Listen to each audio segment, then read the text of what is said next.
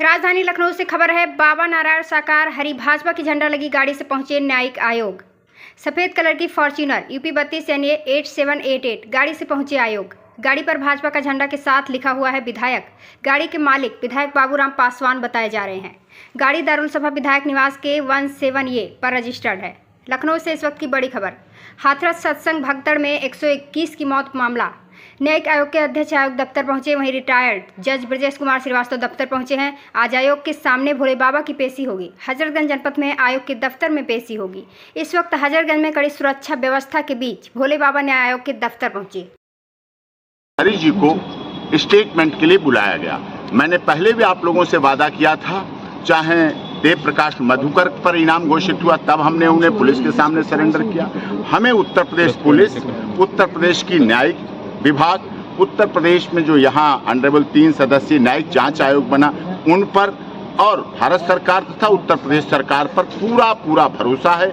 हमारे साथ न्याय होगा, जस्टिस होगा। और मैंने आपसे और एक वादा किया था, जब भी माननीय न्यायिक आयोग और जो भी इन्वेस्टिगेशन एजेंसी जो भी हमारे आए हुए हैं, संबंध था तो इसलिए हम लोग आए हुए हैं और उनका जो भी स्टेटमेंट, जो भी उनसे पूछा जाएगा, जो भी जानकारी की जाएगी उसे बताएंगे। हम लोग भी चाहते हैं, माननीय न्यायिक आयोग भी चाहता है, भारत सरकार भी चाहती है और इसीलिए हम भारत सरकार का भी धन्यवाद करते हैं, उत्तर प्रदेश की माननीय सरकार का भी धन्यवाद करते हैं कि उन्होंने हमें राहत सामग्री, राहत सहायता राशि के लिए 2-2 लाख रुपए दिए। और उत्तर प्रदेश के मुख्य विपक्षी दल जिसे कहते हैं समाजवादी पार्टी, अखिलेश यादव जी ने भी सभी मृतकों के परिवार को 1-1 लाख रुपए की अनुग्रह सहायता राशि उपलब्ध कराई। हम उनका भी धन्यवाद करते हैं। हम भी चाहते हैं ऐसा मैकेनिज्म बने इस आयोग के द्वारा, क्योंकि धर्म हमारे रगों में है, खून के कतरे में धर्म है, मानव धर्म। और मानव धर्म की स्थापना और मानव धर्म को बढ़ाने के लिए ही नारायण साकार हरि जी ने मानव मंगल मिलन सद्भावना समागम के माध्यम से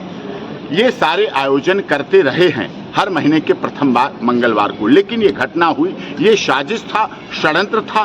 कुछ असामाजिक तत्व थे, चाहे वो किसी राजनीतिक दल के हों, चाहे सनातन धर्म के विरोधी हों, चाहे जो लोग कुछ समय पहले कहा करते थे सनातन धर्म डेंगू है, मलेरिया है, HIV एड्स है, इस भावना के लोग भी ग्रसित हो सकते हैं। इसीलिए उन्होंने, क्योंकि सनातन धर्म सॉफ्ट टारगेट है, इसलिए उन्होंने इस पर टारगेट किया और 121 हमारी बहनों बेटियों पर जहरीला स्प्रे करके अपना भाग गए। गाड़ियां खड़ी थी ईटा की तरफ, सुबह से ईटा की तरफ मुकर के, और उस पर हमारी बहनें बेहोश हुई, गिरी, मौत के घाट उठ गई और इंजर्ड हुई। इसीलिए हमने 1100 एफिडेविट माननीय न्यायिक आयोग को, जिसमें 1100 एफिडेविट उन लोगों के हैं जिन्होंने, जो आई विटनेस हैं, जो इंजर्ड हैं, जो डिसीज के परिवार वाले हैं, उनकी तरफ से हमने माननीय न्यायिक आयोग को सौंपे हैं। और उसमें से 500 लोगों को माननीय न्यायिक आयोग नोटिस देकर यहाँ बुला चुका है। उनके स्टेटमेंट हो चुके हैं, उनके बयान हो चुके हैं और हमने माननीय SP हाथरस, माननीय DGP उत्तर प्रदेश पुलिस लखनऊ को भी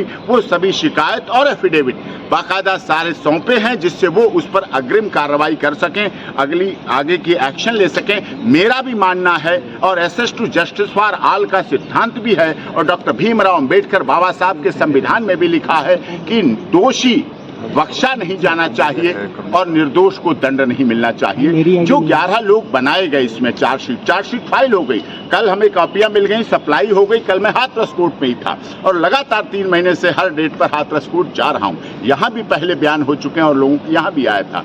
मेरा कहने का मतलब ये है, कोई भी निर्दोष जो है वो किसी तरह से दंडित नहीं होना चाहिए और दोषी किसी कीमत पर बचना नहीं चाहिए। और मुझे उत्तर प्रदेश पुलिस, उत्तर प्रदेश की माननीय सरकार पर पूरा भरोसा है कि यहाँ न्याय होगा, जस्टिस होगा। और यही हमारे क्लाइंट नारायण साकार हरि जी का भी कहना है कि हमें उत्तर प्रदेश पुलिस, उत्तर प्रदेश सरकार, भारत सरकार पर पूरा भरोसा है, पूरा विश्वास है। उस समय आप लोगों ने खबरें चलाई कि नारायण साकार हरि जी भाग गए, वहाँ मैंने वादा किया था भारत में है, स्प्रे की आप बात कर रहे हैं, स्प्रे डालने वाली क्या पुलिस पहचान नहीं कर पाई, पकड़ नहीं पाई, या आप बाबा की खुद की सिक्योरिटी है, क्या उनको अभी तक चिन्हित नहीं कर पाया गया जो स्प्रे काउंट डाल के भाग गया? साकार हरि जी की कोई अपनी सुरक्षा सिक्योरिटी नहीं है किसी तरह की। हमने सीसीटीवी फुटेज दिए, हमने एप्लीकेशन लगाई थी तुरंत कि सीसीटीवी फुटेज जो हार्ड है उसको रिकवर कर लिया जाए। जो कैमरे लगे हुए हैं रोड पर, हाईवे पे कैमरे, जो प्राइवेट कमरे हैं, वो सब प्रिजर्व करने के लिए हमने एप्लीकेशन माननीय एसपी हाथरस साहब को दी है। वो उस पर जांच कर रहे हैं। देव प्रकाश मधुकर के द्वारा लिखित शिकायत, जो मुगलगढ़ी के कुछ लोग थे, राजेश यादव और फौजी और कुछ नाम ऐसे थे, जिन्होंने 2 जुलाई की रात मतलब 1 जुलाई के दिन शाम को वहां आकर के कहा था या तो हमें कमेटी का अध्यक्ष बनाओ, नहीं तो हम आयोजन नहीं होने देंगे, आयोजन नहीं हो पाएगा, बहुत तुम्हें परिणाम कठिन भुगतने पड़ेंगे। वो हमने सारे स्टेटमेंट, क्योंकि देव प्रकाश मधुकर अलीगढ़ जेल में निरुद्ध थे, वहां से उनके लेकर के एप्लीकेशन लेकर के वकालतनामा लेकर के बाकायदा सभी माननीय उच्च अधिकारियों को लगाए हैं, दिए हैं, उस पर जांच हो रही है। देखिए बड़ा मामला हो गया था।